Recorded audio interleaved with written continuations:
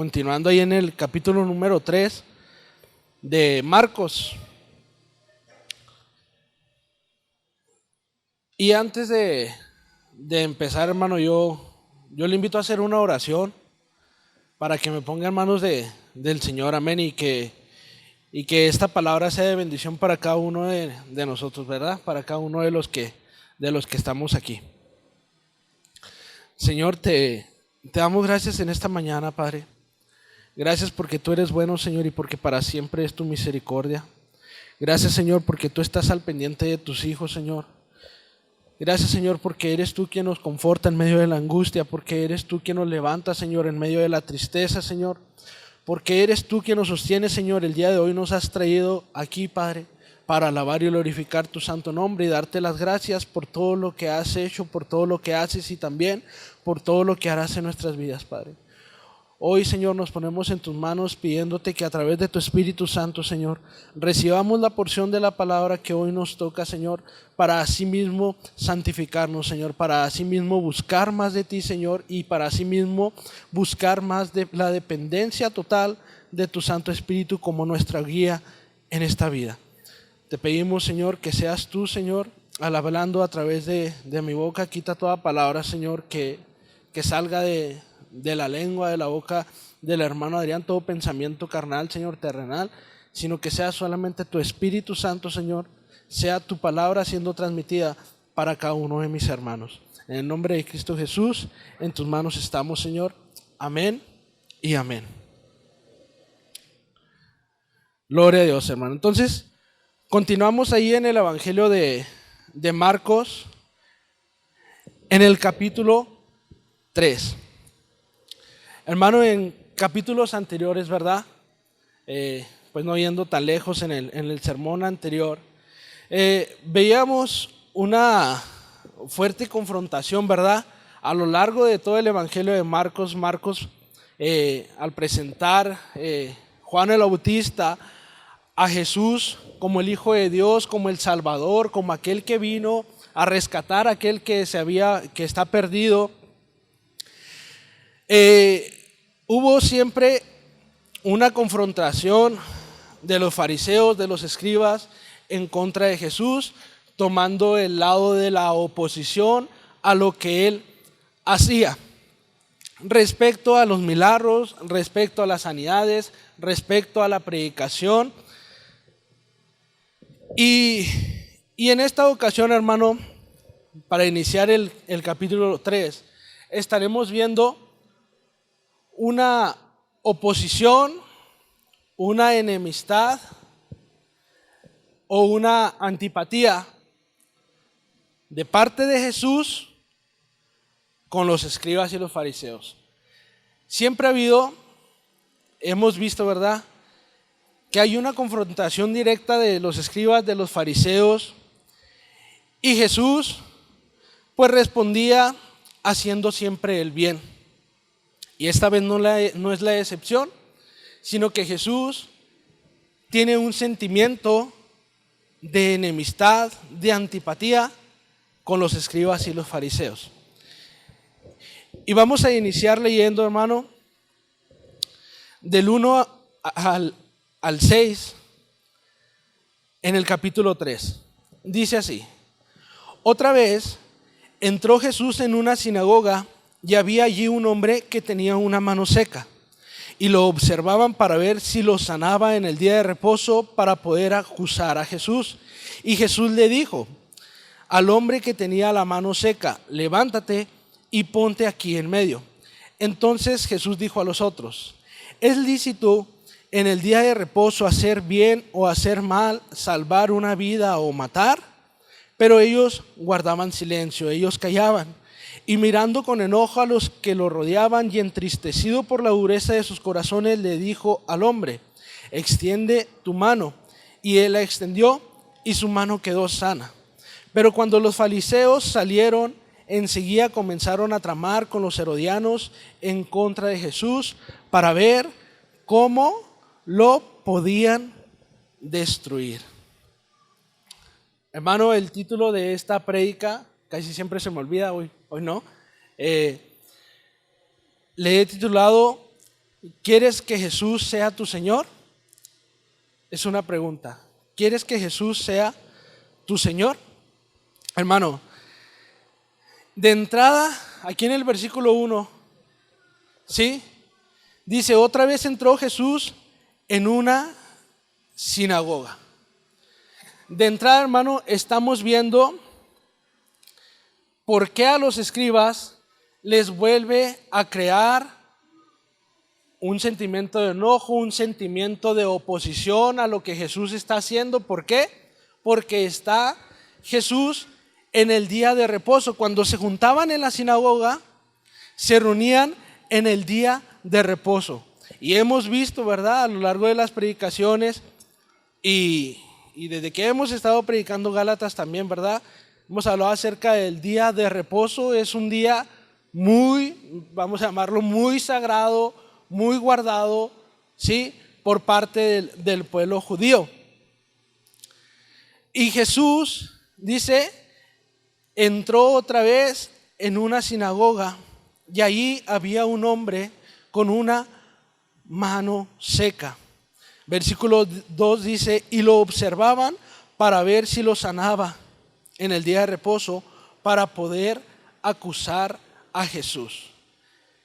Jesús entra en la sinagoga y los escribas ya lo estaban acechando. ¿Por qué? Porque sabían que tenía poder, porque sabían que a lo largo de su caminar, ¿verdad?, sabían desde que Él llegó, Él hacía milagros, Él hacía sanidades, Él echaba fuera demonios. Todo eso es lo que ha acontecido anteriormente. Y ellos ya lo estaban acechando, ya estaban viendo ahora qué falta a la ley, ¿sí?, iba a cometer para de nueva cuenta ellos buscar el señalarlo, apuntarlo, acusarlo. Versículo 3 y 4. Y Jesús le dijo al hombre que tenía la mano seca, levántate y ponte aquí en medio. Entonces Jesús dijo a los otros, ¿es lícito en el día de reposo hacer bien o hacer mal, salvar una vida o matar? Pero ellos guardaban silencio. Hermano, dentro de la ley, hermana Betty, Dios me la bendiga, dentro de la ley, sí, la única manera en que podía ser sanada una persona era que estuviera a punto de muerte, hermano. Que esta persona ya se fuera a morir. Entonces es ahí donde se podía trabajar para tratar de sanar, para tratar de curar, para tratar de rescatar a esta persona. Amén. Pero Jesús, en esta ocasión, sí, Él está diciendo, pues, ¿cuál diferencia hay? Si de todos modos hay que sanarlo, necesita una sanidad, necesita estar bien. ¿Cuál diferencia hay en que se esté muriendo y en que no se esté muriendo? Si de todos modos su cuerpo necesita una sanidad. Jesucristo, hermano, lo que Él les estaba enseñando, lo que Él les estaba diciendo, es que ellos no estaban siguiendo sus mandamientos, los mandamientos de Dios. ¿Cuál es el mandamiento más importante, hermano? Amarás a Dios, ¿verdad?, por sobre todas las cosas, ¿sí? Pero ¿cuál es el segundo mandamiento y no menos importante? Amarás a tu prójimo, ¿sí?, como a ti mismo. Entonces, Jesús estaba poniendo el bien por encima del corazón y el deseo del hombre, por encima de la satisfacción del hombre, en este caso de los escribas. A los escribas no les importaba, ¿sí?, que un hombre necesitara sanidad, sino lo que les importaba es que no se hiciera ningún trabajo y ningún esfuerzo para sanar, para curar a ese hombre. El versículo 5. Y mirando con enojo a los que lo rodeaban y entristecido por la dureza de sus corazones, le dijo al hombre: extiende tu mano. Y él la extendió y su mano quedó sana. Hermano, versículo 5 nos menciona Marcos que Jesús se enoja y a la vez se entristece. Veía a los que lo rodeaban molesto y a la vez entristecido. Pero ¿por qué Jesús se molestó? ¿Por qué Jesús se entristeció, hermano? ¿Por qué sentía tristeza? Porque se supone que esos líderes religiosos, ¿sí?, son los que tienen que exponer la escritura de Dios, son los que tienen que exponer, ¿sí?, la ley de Dios, de tal manera que tenían que guiar a un pueblo. Eran los encargados, ¿sí?, de esparcir la palabra de Dios. Y Jesús entristecido porque estaban cegados de su mente, estaban cegados de su corazón y estaban siendo una oposición al trabajo que Dios quería hacer en la vida de todas las personas. Amén. ¿Y qué es lo que pasa aquí? Por así decirlo, vamos a llamarlo de esta manera, Jesús le da por su lado a estos escribas. Fíjate lo que dice aquí el versículo 5, hermano. Le dijo al hombre, Jesús le dijo al hombre: extiende tu mano. Y él la extendió y su mano quedó sana. Amén. Nótese aquí, hermano, que el milagro que hizo Jesús, él no hizo ningún esfuerzo, no tuvo ni siquiera que mover un dedo, ¿sí? No dice la palabra que tuvo que mover un dedo para tomar la mano de este hombre. No dice la palabra que le dijo: oye, ven y tócame. No dice la palabra que le dijo: oye, ve y haz lodo también y embárrate el brazo de lodo. No le llamó a hacer ningún trabajo, ningún esfuerzo al hombre de la mano seca. Ni Jesús mismo hizo un esfuerzo o un trabajo físico, ¿sí?, por sanarle, sino simplemente le dijo: extiende tu mano. En el día de reposo, ¿quién no va a extender su mano en aquel entonces, no, hermano? Hasta para bostezar, para estirarse, qué sé yo. Y le dijo a este hombre: extiende tu mano. Y cuando dice la palabra que cuando él la extendió, su mano fue sanada. Pero ¿qué cree, hermano? Pues allí estaban los escribas acechando a nuestro Señor Jesucristo. Estaban acechándolo y no conformes con eso, ellos empiezan a maquinar en su mente un plan. Es que ya estamos hartos, ya estamos cansados de él, lo tenemos que desaparecer, ya lo tenemos que esfumar sobre la faz de la tierra, ya no tiene que estar aquí. Y salieron, hermano, salieron los fariseos, empezaron a tramar, no solamente entre ellos, sino que dice aquí la palabra, comenzaron a tramar con los herodianos en contra de Jesús para ver cómo lo podían destruir, hermano. El legalismo estaba buscando un aliado para destruir a Jesús, el cual es el mundanismo, la mundanalidad. Amén. Los herodianos, el reino de Herodes, pueblo romano, el reino más perverso, hermano, más inmoral, las personas más paganas, más indecentes, y los legalistas, aquellos que se suponía que deberían de portar la palabra de Dios, fueron para hacer un plan en contra de Jesús con ellos. ¿Por qué el legalismo, hermano? ¿Y por qué la mundanalidad? ¿Por qué los fariseos ¿Por qué los mundanos se tomaban de la mano para ir en contra de Jesús y tratar de desaparecerlo, el que ya no estuviera? Porque veían a Jesús como una amenaza, hermano. Veían a Jesús como una amenaza. Hermano, hasta el día de hoy, el legalismo y el mundanismo son un estorbo, ¿sí?, para el cristiano. El legalismo, hasta el día de hoy, hermano, es un estorbo para la santificación del cristiano.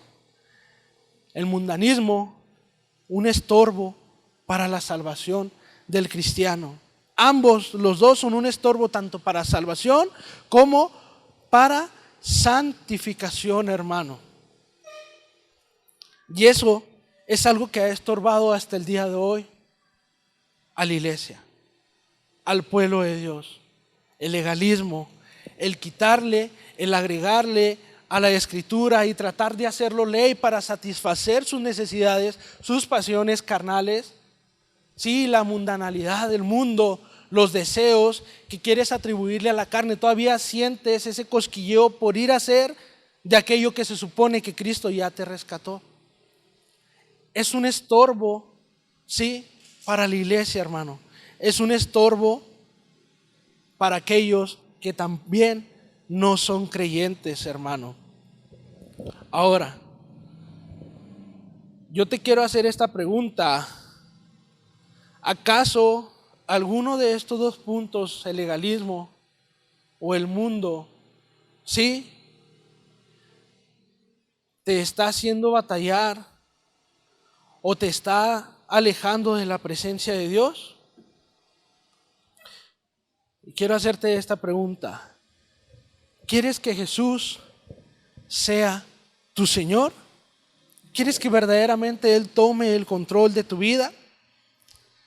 Hermano, la manera en que Jesús, lo hemos visto, ¿verdad?, a lo largo de las prédicas de este evangelio, la manera en que Jesús plantea el evangelio, que Él predica y expone el evangelio,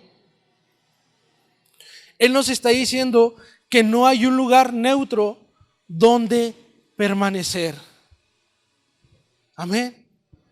No hay un lugar neutro en el cual puedas permanecer de la manera que Cristo expone el evangelio. En la manera en que Cristo expone el evangelio, se lo dice a la gente, a las multitudes, a los escribas, a los fariseos. Jesús no plantea el evangelio y les hace preguntas para que le digan, no, pues yo ni Juana ni Shana, yo me quedo en 3 y 2. No. La manera en que Cristo plantea el evangelio es para que le den una respuesta de si le siguen o no le siguen. No hay más allá de esas dos respuestas, hermano, para la humanidad. A partir del versículo 7.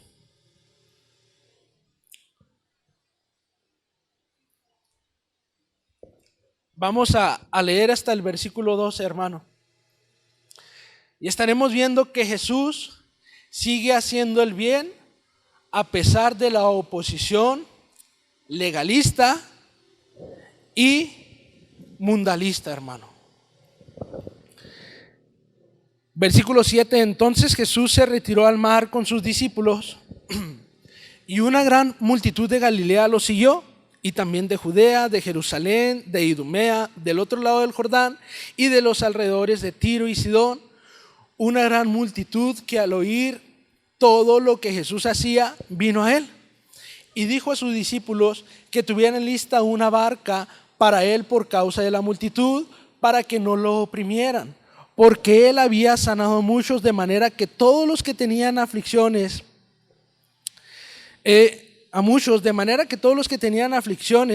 para tocar a Jesús se echaban sobre él. Y siempre que los espíritus inmundos veían a Jesús, caían delante de él y gritaban: tú eres el Hijo de Dios. pero él les advertía con insistencia que no revelaran su identidad. Hermano, la multitud, dice aquí la palabra, se echaba encima de él para tocarle. ¿Por qué se echaba la gente, la multitud, encima de él? No era, hermano, de que se acercaran solamente a él.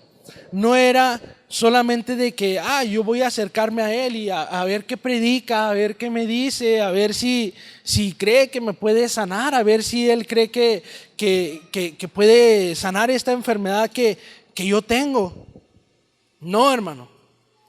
La multitud estaba convencida de que Cristo portaba el poder para hacer sanidad, para hacer cualquier milagro. Prácticamente no respetaban su persona o su espacio, ¿no? ¿Cómo se le dice? ¿Sí, hermano? Sí, su espacio personal, ¿sí?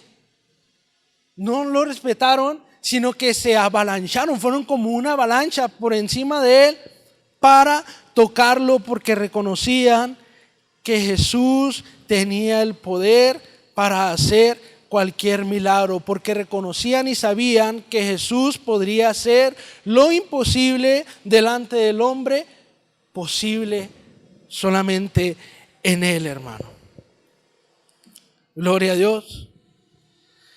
Pero qué interesante, hermano. Fíjate lo que dice aquí en el versículo 11. Y siempre que los espíritus inmundos veían a Jesús, caían delante de él y gritaban: tú eres el Hijo de Dios. Y no necesariamente que cayeran delante de él rendidos ante él, hermano. No, eso es algo que no pasó, no pasa y no va a pasar. No caían delante de él de tal manera que se humillaran delante de él y le dijeran: tú eres mi Salvador. No era una humillación personal, sino que reconocían que él era el poderoso, que él era el Hijo de Dios.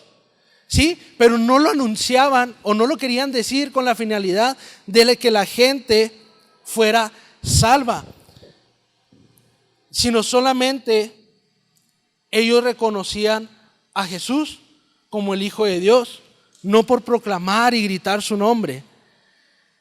Y dice aquí el 12, pero él les advertía con insistencia que no revelaran su identidad. En algunas versiones dice que Jesús les advierte. Jesús de forma de, vamos a decirlo así, de regaño, les dice que no revelaran su identidad. Pero ¿por qué Jesús, hermano, les dice que no revelen quién es Él? Comentarios de teólogos, hermano, y dicen en primer lugar que los demonios no son instrumento de revelación, hermano. Los demonios no pueden ser utilizados, ¿sí?, para revelar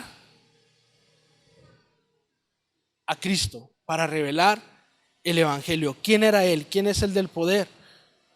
Pero, ¿cuál sí es el instrumento de revelación, hermano, que Jesús utilizó? La cruz. Amén. Recuerde ahí en la palabra cuando Jesús muere en la cruz del Calvario.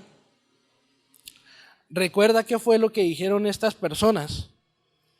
Verdaderamente Él era el Hijo de Dios.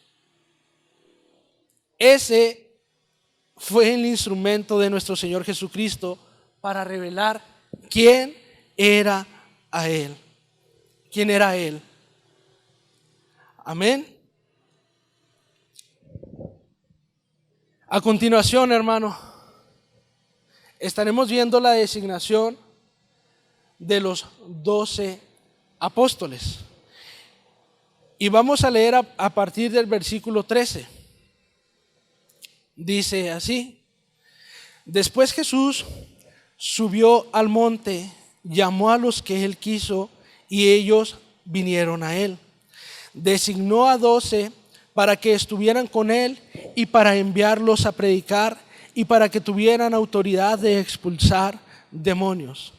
Designó pues a los 12: Simón, a quien puso por nombre Pedro; Jacobo, hijo de Zebedeo, y Juan, hermano de Jacobo, a quienes puso por nombre Boanerges, que significa hijos del trueno; Andrés, Felipe, Bartolomé, Mateo, Tomás, Jacobo, hijo de Alfeo, Tadeo, Simón el cananita, y Judas Iscariote, el que también lo entregó, hermano.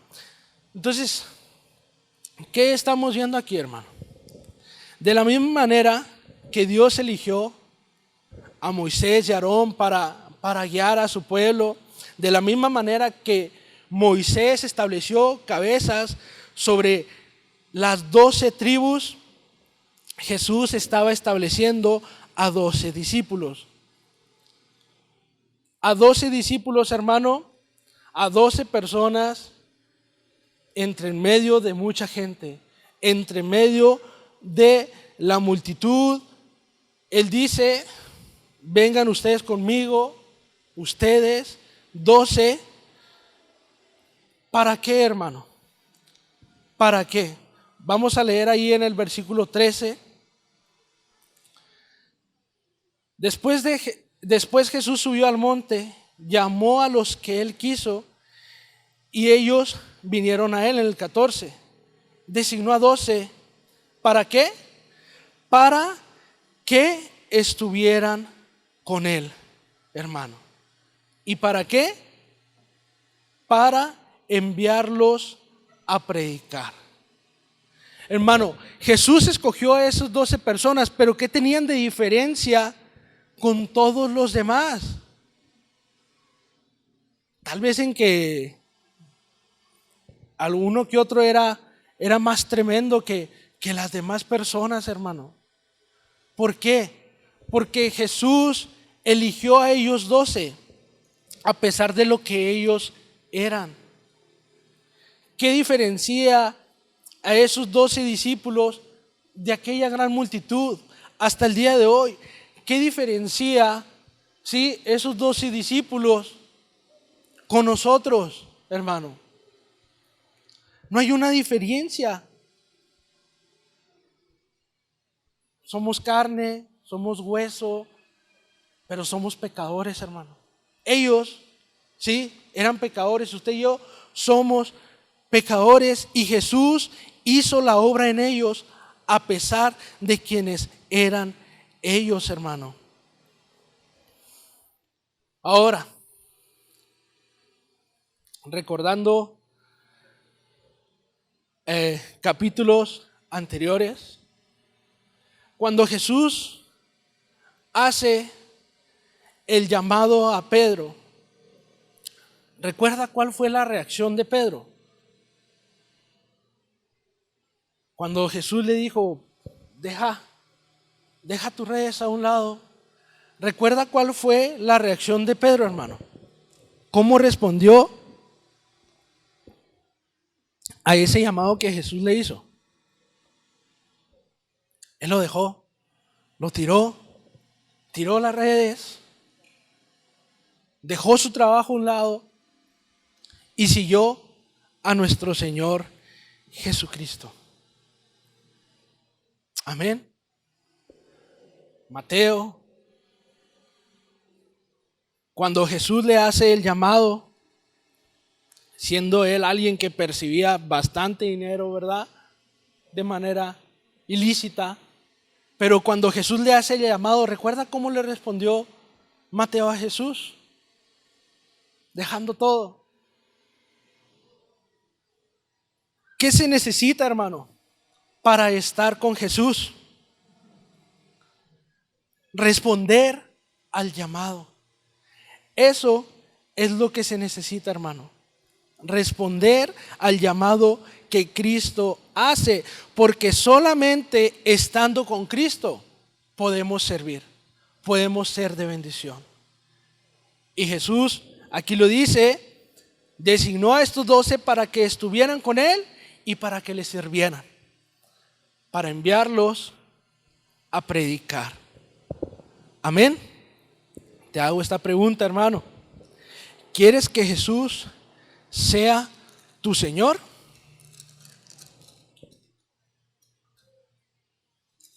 A continuación, hermano, veremos algo que dijeron los escribas que es algo muy tonto, hermano.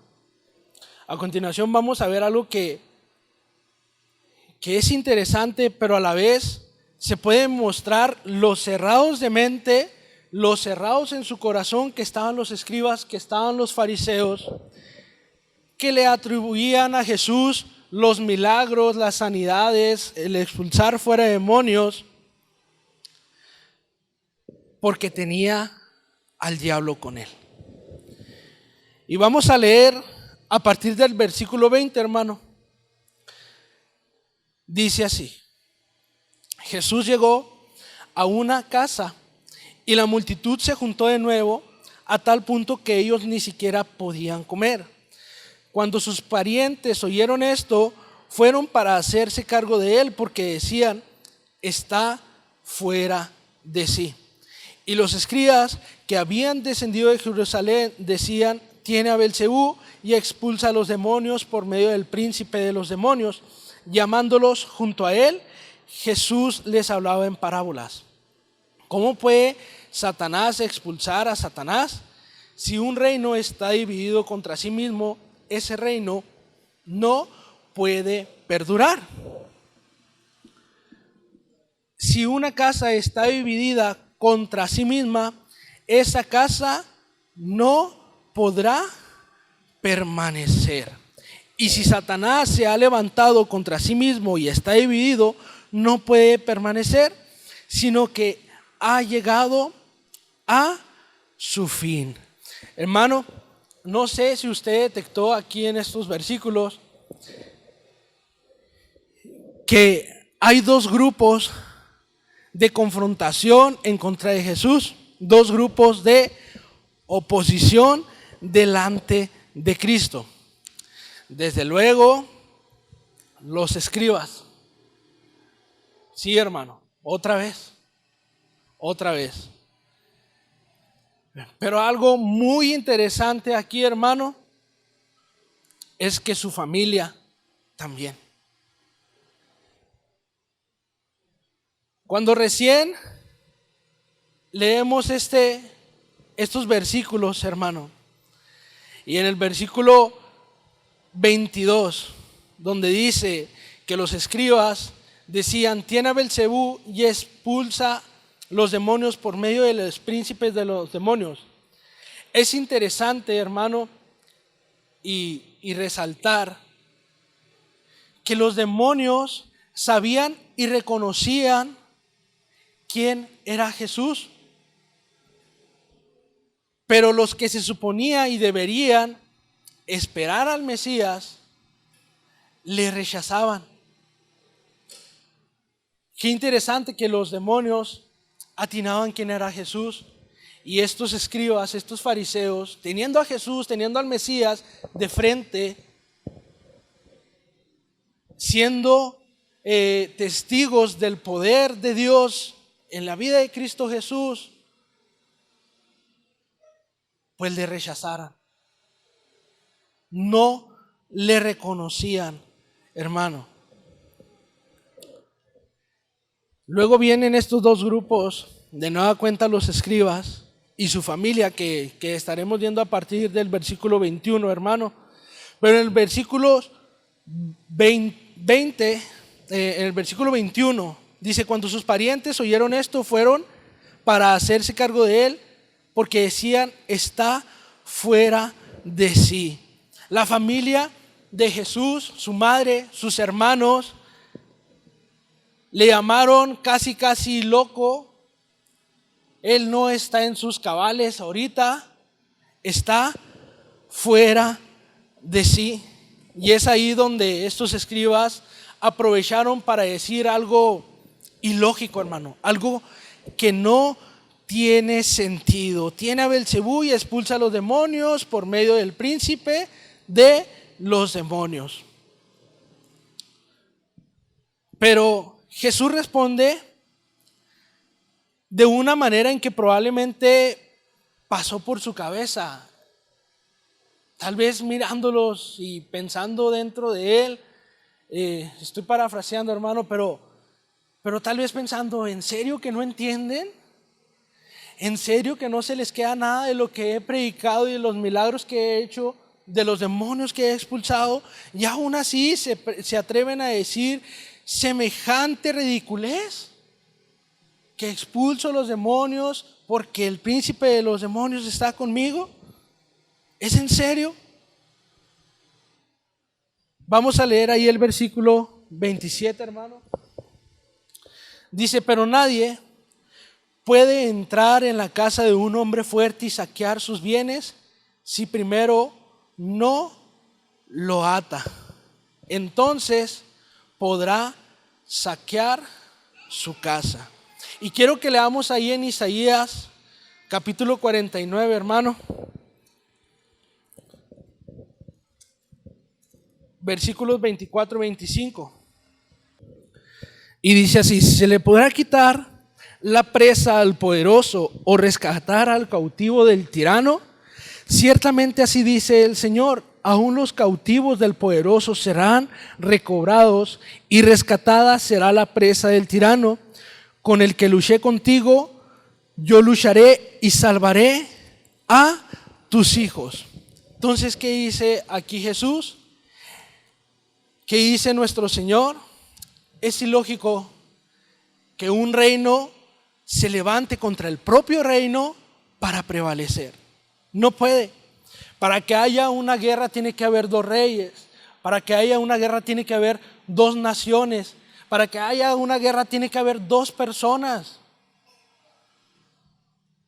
Hermano, no se puede un reino levantar contra sí mismo para ganar a alguien que ya habita en ese reino. Amén. Nuestro Dios, nuestro Señor Jesucristo, les contesta de esa manera, es ilógico lo que tú me estás diciendo.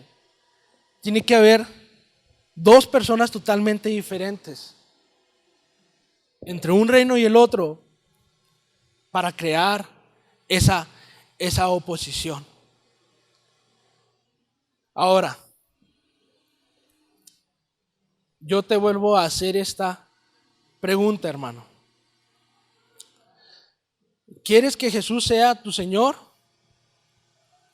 ¿De qué lado estás, hermano? ¿De qué lado te encuentras? Gloria a Dios. A continuación, hermano, a partir del versículo 28, veremos algo que en lo personal a mí me ha causado intriga. Y creo que es algo que ha causado intriga, duda, incertidumbre en muchos cristianos. No digo que en la mayoría, pero sí en muchos.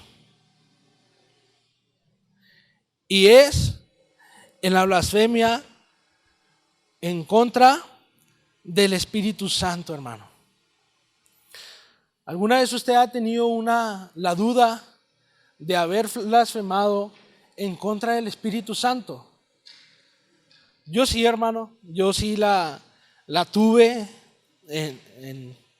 Yo creo que cada uno en alguna etapa de nuestra vida, siguiendo a nuestro Señor Jesucristo, hemos tenido la duda de si hemos blasfemado en contra del Espíritu Santo. ¿Y por qué esa duda, esa incertidumbre o esa preocupación? Pues porque aquí dice la palabra que la blasfemia en contra del Espíritu Santo no tiene perdón.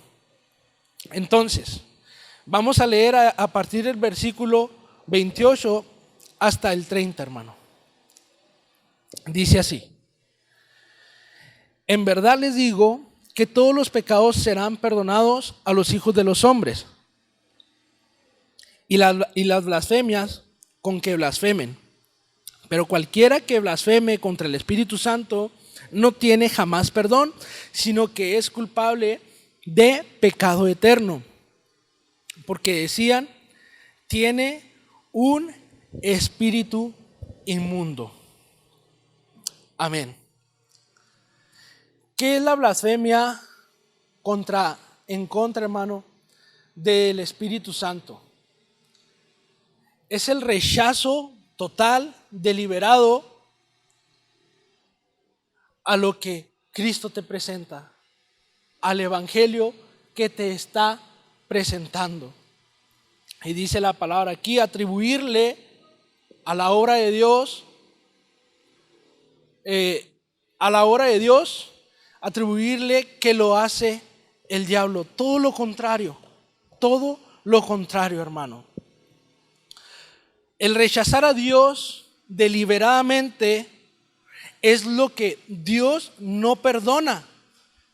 ¿Por qué Dios no perdona a quien le rechaza deliberadamente, hermano?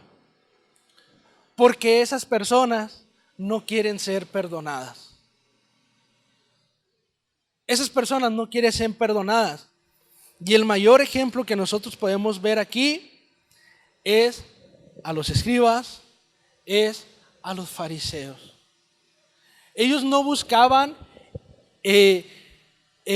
indagar la persona de Jesús y ver todo lo que él predicaba, todo lo que él hacía, con el interés de buscar una guía absoluta en sus vidas que los guiara por el camino de la verdad, sino todo lo contrario. Blasfemaban en contra de él y deliberadamente le rechazaban todo lo que él hacía. No aceptaban que Jesús hiciera el bien en medio del pueblo. Lo rechazaban a pesar de que veían y que fueron testigos de milagros asombrosos. De milagros asombrosos, hermano. Pero dice aquí, Jesús, Dios, dice que los pecados de los hombres serán perdonados y aún con todas sus blasfemias. Y un ejemplo claro de alguien que blasfemó en contra de Jesús y fue perdonado, hermano, ¿quién es? Pablo. Pablo blasfemó en contra de Jesús. ¿Y qué pasó, hermano? Dios lo perdonó. Jesús se acercó a él, Jesús le predicó, Jesús le presentó el Evangelio y él fue perdonado. Pablo también respondió a ese llamado por parte de Cristo, queriendo ser perdonado, reconociendo que es pecador, reconociendo que se había equivocado. Todo lo contrario a estos escribas y fariseos que vivían en su burbuja, que vivían su manera de vivir encerrados, y lo que ellos decían con su boca, con sus propias palabras, agregando, quitando a la ley, era lo que querían hacer, hacerlo ley, hermano. En estos escribas, en estos fariseos, cabe muy bien el dicho ese que dicen: no hay peor ciego que el que no quiere ver. Tenían al Mesías delante de sus ojos. El Mesías predicaba, gente siendo transformada. Los discípulos, de lo más vil o menospreciado, ¿de dónde los ha sacado Cristo y cómo los ha transformado? Amén. Y esos hombres siendo más que instrumentos del diablo.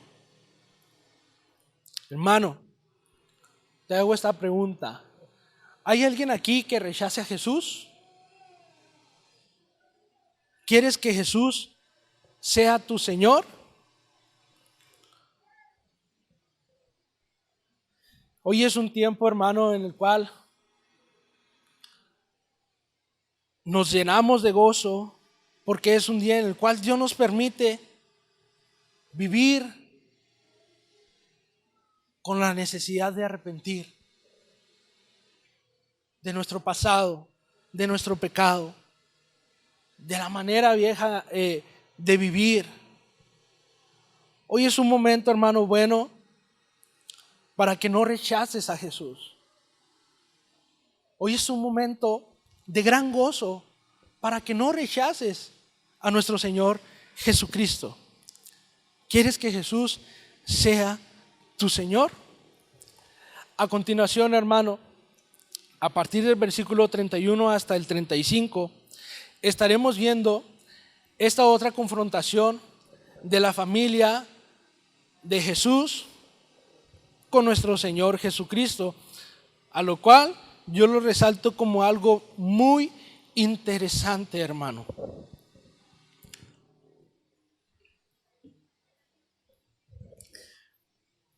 Vamos a leer a partir del versículo 31. Entonces llegaron su madre y sus hermanos y quedándose afuera mandaron a llamar a Jesús. Y había una multitud sentada alrededor de él y le dijeron: tu madre y tus hermanos están afuera y te buscan. Y Jesús responde, hermano: ¿quiénes son mi madre y mis hermanos?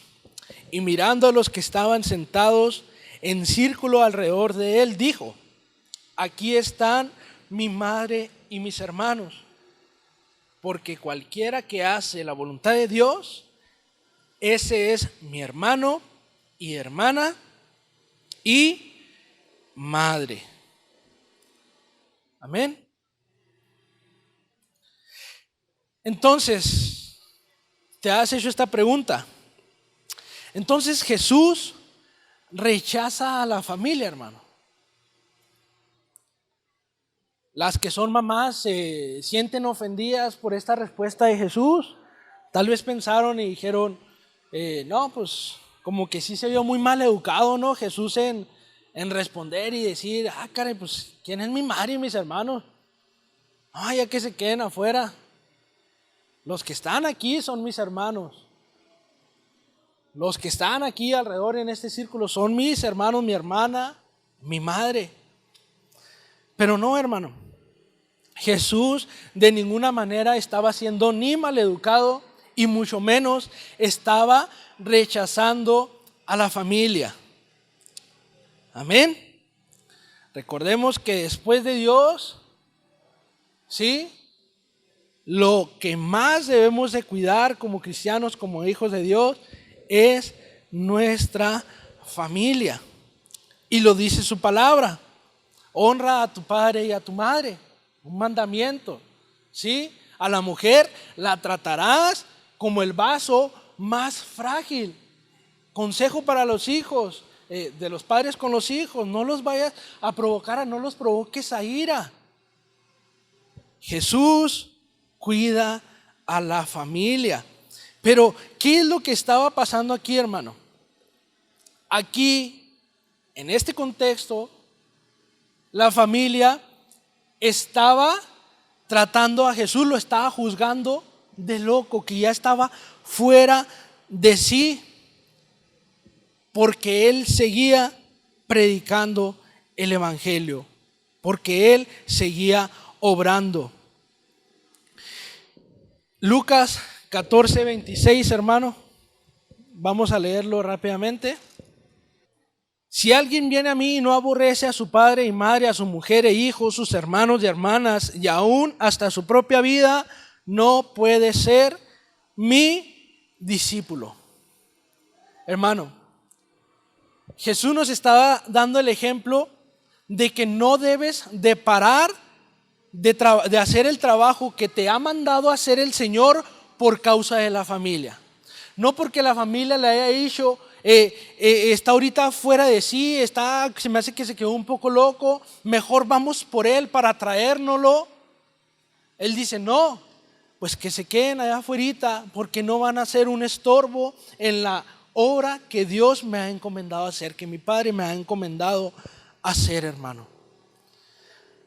¿Cuántos de nosotros, hermano, hemos recibido un rechazo por parte de nuestra familia en el momento que nosotros en el momento en que Dios, en que Cristo nos rescató y nos llamó a ser sus hijos, en el momento que el Señor nos ha convertido y somos sus hijos, somos cristianos, ¿cuánto rechazo has sufrido por parte de tu familia? ¿Cuántas burlas? A lo mejor no el rechazo, ¿verdad? Como tal, o literalmente, pero sí las burlas a tus convicciones, las burlas a lo que tú crees, las burlas a lo que tú haces al venir a la iglesia los domingos es de familia, nos vamos a juntar en la casa y barbacoa en la mañana, y más tarde nos vamos a echar una carnita asada porque va a jugar tal equipo y es el equipo de la familia y vamos todos juntos a apoyar. ¿Cuántos se han burlado de ti por elegir reunirte con los hijos de Dios para adorar a tu Padre? ¿Cuántas veces, hermanos, se han burlado de ti? ¿Cuántas veces te han dicho, es que no pasa nada que no vayas un día a la iglesia? No pasa nada que dejes de asistir a la iglesia, que dejes de recibir palabra. No pasa nada si hoy no vas y sirves. No pasa nada, no. Y Jesús está diciendo, los que me siguen, esos son mi familia. Aquellos que quieren parar la obra de Dios no pueden ser mi familia. Ahora, te vuelvo a hacer la pregunta, hermano. A pesar del rechazo de la familia, a pesar de que te juzgue la familia, amigos, conocidos, tu hermano de alma que no es de sangre, pero tú lo quieres como tu hermano del alma,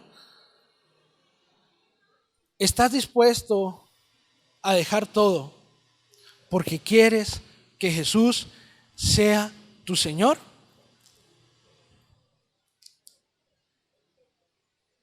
Yo le invito, hermano, a que oremos y nos pongamos en las manos de Dios y le digamos a nuestro Señor Jesucristo, quiero que tú seas mi Señor. Quiero realmente obedecerte en todos los aspectos de mi vida. Quiero ser instruido solamente por ti. Quiero que el Espíritu Santo sea mi guía diaria en este camino que es el camino de verdad. Y sobre todo, quiero que me perdones porque tal vez no he respondido a ese llamado que tú me haces. Amén. Oremos, hermano. Señor, te damos gracias en esta mañana. Gracias, Señor, por tu palabra, Señor. Hoy, Señor, como tu iglesia, como personas que se reúnen delante de ti para alabar y glorificar tu nombre, Señor. Te pedimos, Señor, que tú seas a través de tu Espíritu Santo en nuestras vidas. Que seas tú quien nos guíe y quien tome el control, Señor. Que no nos seamos débiles, Señor, en la manera en que tú nos llamas y responder con firmeza si queremos seguirte, Padre. Ayúdanos, Señor, a ser fieles a tu palabra, a buscarte cada día con tanta intensidad, Señor, que cada día nos lleve a reconocer que no somos nada sin ti, Padre, que te necesitamos en nuestras vidas, Señor. Sé tú, Señor, con cada uno de nosotros, sé tú con tu iglesia Peniel, Padre. Sé tú con cada uno trabajando, Padre, en el nombre de Cristo Jesús. Yo te lo pido, mi Señor. Amén y amén.